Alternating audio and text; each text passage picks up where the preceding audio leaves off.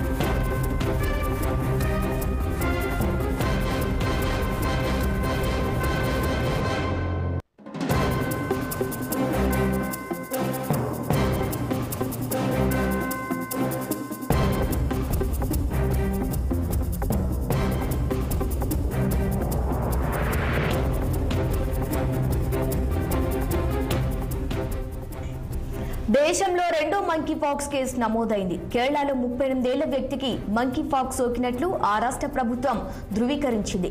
September 13న స్వదేశానికి వచ్చిన బాధితుడికి September 16 నుంచి హై ఫీవర్, శరీరంపై దద్దుర్లతో ఆసుపత్రిలో చేరారు. దీంతో అతనికి మంకీ పాక్స్ సోకినట్లు వైద్యులు నిర్ధారించారు.